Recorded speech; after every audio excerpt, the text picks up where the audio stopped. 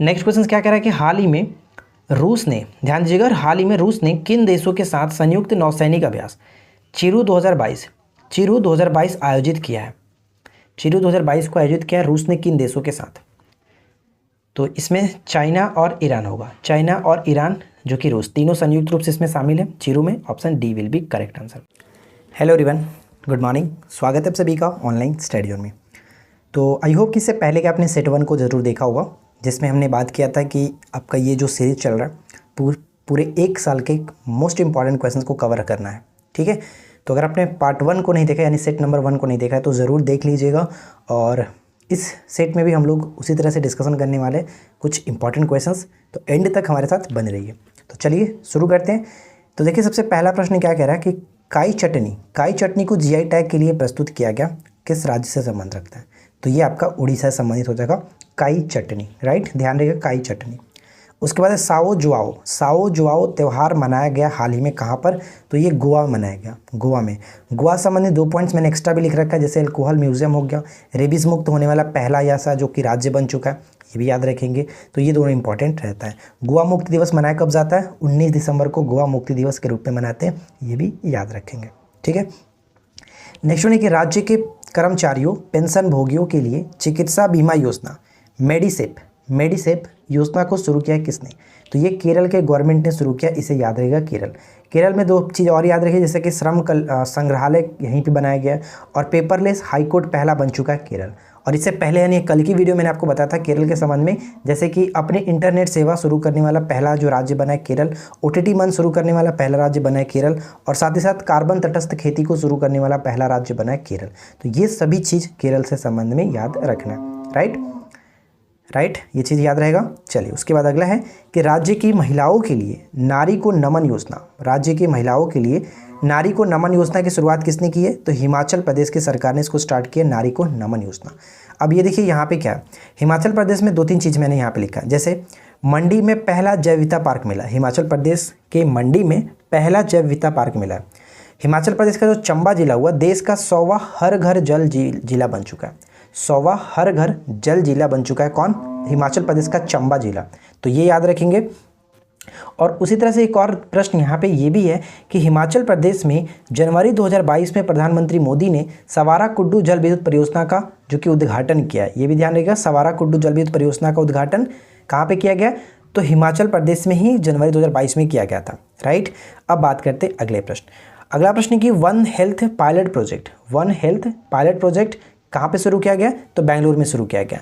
और साथ ही साथ किस मंत्रालय के द्वारा? तो डेयरी और पशुपालन मंत्रालय के द्वारा स्टार्ट किया गया वन हेल्थ पायलट प्रोजेक्ट। इसके बाद अगला प्रश्न है कि किस देश ने बेलारूस को इस्कंदर M मिसाइल सिस्टम स्थानांतरित करने की घोषणा की है? इस्कंदर M मिसाइल सिस्टम को स्थानांतरित करने की घोषणा की है बेलारूस को किसने? रूस ने। तो ये चीज़ याद रखिएगा, अच्छा प्रश्न है, ठीक है। इस्कंदर M मिसाइल सिस्टम स्थानांतरित करने की घोषणा की है रूस ने, किसको? तो बेलारूस को। इसके बाद हमारा अगला प्रश्न है कि जुलजना क्या है? तो जुलजना देखिए क्या है, एक प्रकार का ठोस ईंधन वाला रॉकेट है, जुलजना ठोस ईंधन वाला रॉकेट है, और ईरान के द्वारा इसको लॉन्च किया गया। तो डायरेक्ट पेपर में पूछा जा सकता है कि हाल ही में चर्चा में रहा जुलजना क्या है? तो ये ठोस ईंधन वाला एक रॉकेट है, ईरान के द्वारा इसको लॉन्च किया गया।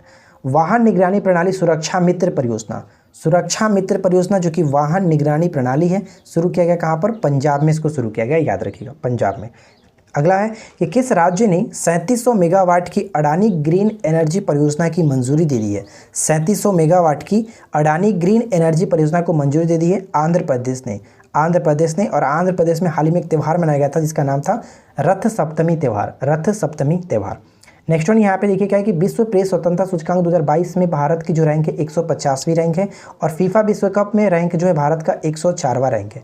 साथ ही साथ मैंने आपको ये भी बताया था कल की वीडियो में कि जेंडर गैप रिपोर्ट 2022 में भारत की जो रैंक है वो 135 था, जिसमें प्रथम स्थान आइसलैंड को मिला हुआ था, ये याद रखना है, क्लियर।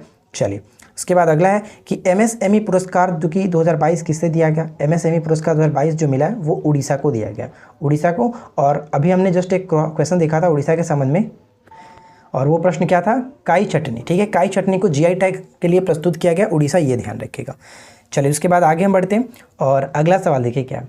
नेक्स्ट वन है कि द ग्लोबल लिबिलिटी इंडेक्स 2022 में रहने अनुसार सबसे अच्छा कौन सा है? तो ऑस्ट्रिया की जो राजधानी है वियना वो सबसे अच्छा है, जिसमें दिल्ली की रैंक करीब 112 बताई गई थी, वो भी आप याद रखिएगा।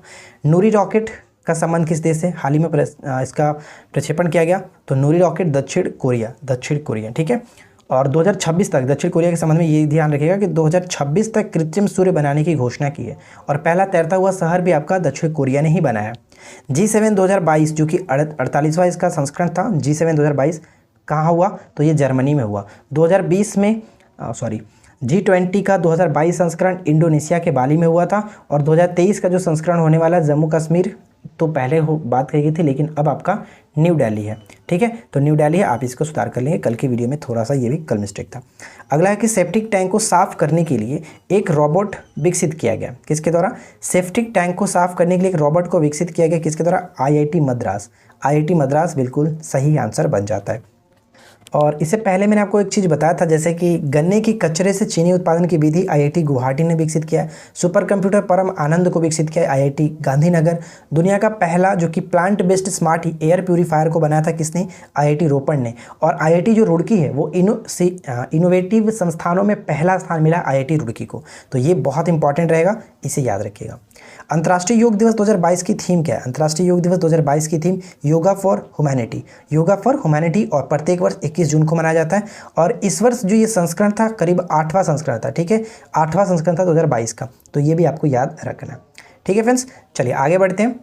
देखिए इसके बाद अगला सवाल बनता है कि चर्चा में रहा मारबर्ग क्या है? तो हाल ही में चर्चा में रहा है मारबर्ग क्या है? तो ये एक प्रकार का वायरस रोग है, संदिग्ध मामला जो होता है वो जो कि घाना में देखने को मिला है संदिग्ध मामला, और ये एक संक्रमण रक्तस्रावी बुखार होता है, ठीक है। मारबर्ग क्या है? तो वायरस रोग है। चमगादड़ों के माध्यम से ये फैलता है, ये भी याद रखिएगा, चमगादड़ों के माध्यम से। लिक्विड मिरर टेलीस्कोप कहाँ स्थापित किया गया? लिक्विड मिरर टेलीस्कोप स्थापित किया गया उत्तराखंड में, याद रखेंगे।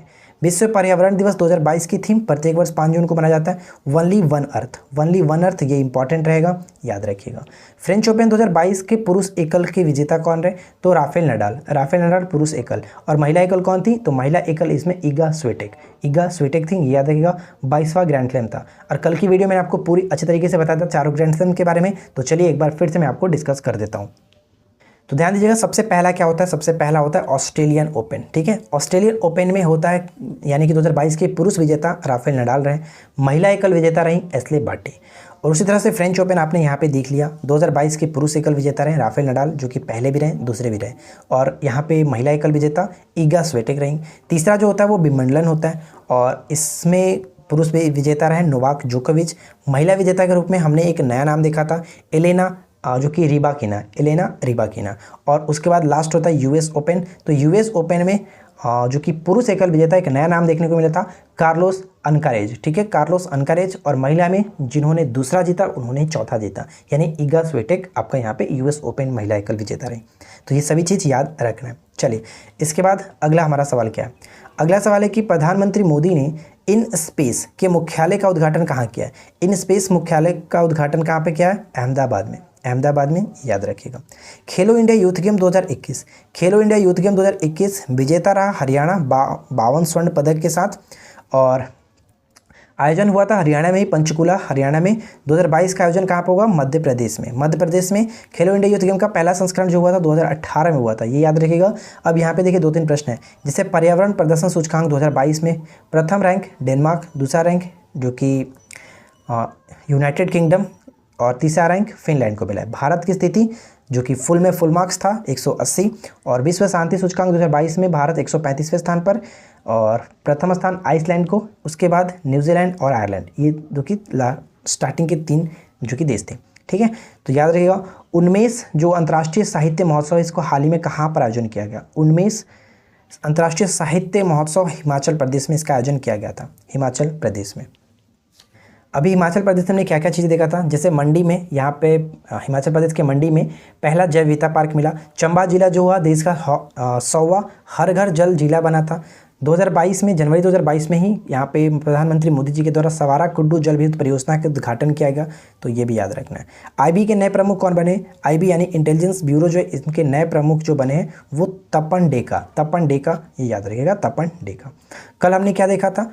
कल हमने एक चीज़ देखा था जिसमें बात किया था यूपीएससी के अध्यक्ष कौन है? मनोज सोनी।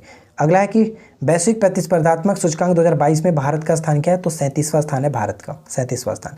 सैयद मोदी बैडमिंटन टूर्नामेंट 2022 में महिला एकल खिताब किसने जीता? तो पीवी सिंधु ने जीता, ये याद रखेगा। भारत के 75वें ग्रैंड जो मास्टर कौन है? पी प्रणव। और अंडर 20 सैफ फुटबॉल चैंपियनशिप का खिताब किसने जीता? भारत ने जीता है, तो ये भी याद रखेगा, भारत ने जीता है।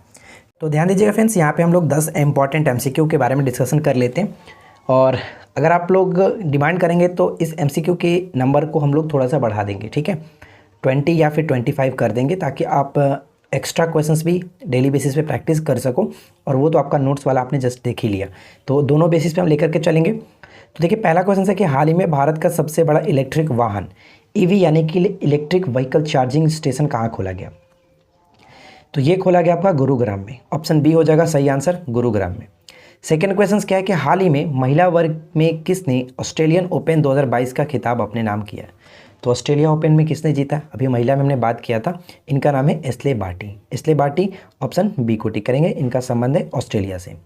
चलिए अगला प्रश्न है, क्वेश्चन नंबर 3। हाल ही में खबरों में रहे नियोकोव की पहचान सबसे पहले किस प्रजाति में हुई है? नियोकोव क्या है जिसकी पहचान हाल ही में की गई है?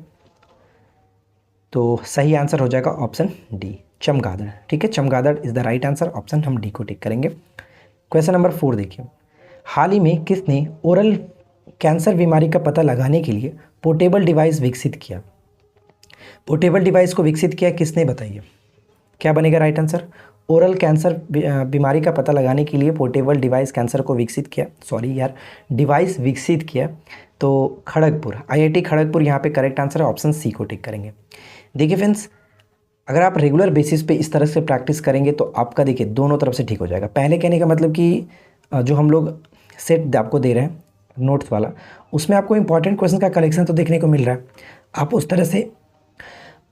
उस तरह से जो कि रेगुलर बेसिस पे अगर पढ़ेंगे तो इंपॉर्टेंट क्वेश्चन का कलेक्शन आपको मिलेगा। साथ में हम आपको पीडीएफ प्रोवाइड करा देंगे, तो लास्ट टाइम में रिविजन करने में कोई प्रॉब्लम नहीं होगा। और आप इस तरह से एमसीक्यू जब देखेंगे तो एमसीक्यू अगर देखेंगे तो आपको क्वेश्चंस को करने में पता चलेगा कि हाँ क्वेश्चंस को हम कर पाते हैं कि नहीं कर पाते हैं। अगर हम पढ़ें तो क्या कन्फ्यूजन हो रहा है, नहीं हो रहा है, कितना कन्फ्यूजन है, ये सभी चीज़ें आपको एमसीक्यू लगाने से पता चलेगा। तो इसीलिए हम सोचेंगे कि आपको एक सेट दिया जाए और सेट के साथ एक एमसीक्यू भी कुछ इंपॉर्टेंट क्वेश्चंस का इसमें कवर करा दिया जाए, दोनों साथ में लेकर के चलेंगे। ठीक है, तो आप लोग इसी बात पर वीडियो को कर दीजिए लाइक और चैनल को कर लीजिएगा सब्सक्राइब। हाल ही में भारत को किस देश के द्वारा AK-203 असॉल्ट राइफल प्राप्त हुई है?